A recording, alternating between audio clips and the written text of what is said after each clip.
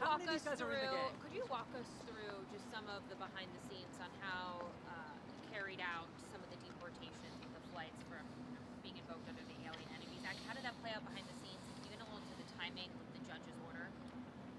Look, let me say this. You know, the president, through proclamation, took his authority under Alien Enemies Act and imposed it, which he has a right to do. TDA has been designated terrorist organizations. TDA is an enemy of this country. We know TDA, based on a lot of evidence, are part of the Maduro regime through the military and law enforcement. They've infiltrated them, and look, they've invaded this country to unsettle this country, through whether it's through fentanyl killing thousands of Americans or through the violence they're perpetrating in our cities. The president did the right thing. I stand by it.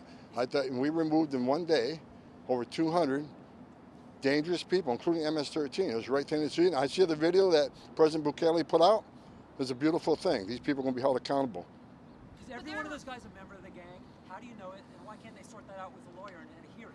Just how Look, we abided by the court's decision. His written order was on 5 illegal aliens. They didn't want to deport them, and we abided by that. By the time the other order came, the plane was already over international waters with a plane full of terrorists and significant public safety threats. And, you know, to turn a plane around over international waters, we're going to refuel over international waters, come back and bring terrorists back to the United States. That's not what this president promised American people. What the president did was exactly the right thing. So they're all trained in Nicaragua, every guy who's on that plane? I'm not familiar with every single case in that plane, but that's my understanding. MS-13 members and TDA members. But Tom, to follow And let's remember, many of those on the plane were removed through Title VIII, not through the Alien Enemies Act. So again, it was the right thing to do. That's what the people of this country mandated President Trump deal with the border crisis, deal with illegal immigration, and deal with illegal alien crime, and that's exactly what we did. We removed terrorists.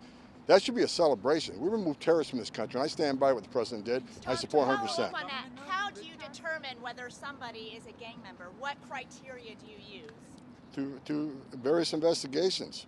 You know, a lot of the ways we do it, it's law enforcement sensitive. I'm not going to share all that with you, but you know, whether through social media, through the activities, through their criminal records here and abroad. So you know, this was done a very the review of this issue was at the highest level I've seen. And I think, again, I stand by everything we did this weekend, and I think the president keeping his promise to the American people. We removed terrorists from the country this weekend. I can't believe any media would question the president's ability to remove terrorists from this country. But what do you say to those who say what do you say to those who claim you're using a 200-year-old law to circumvent due process? An old law? Not as old as the Constitution. We still pay attention to that, don't we? But some would say this is How many more terrorists do you plan on deporting to El Salvador?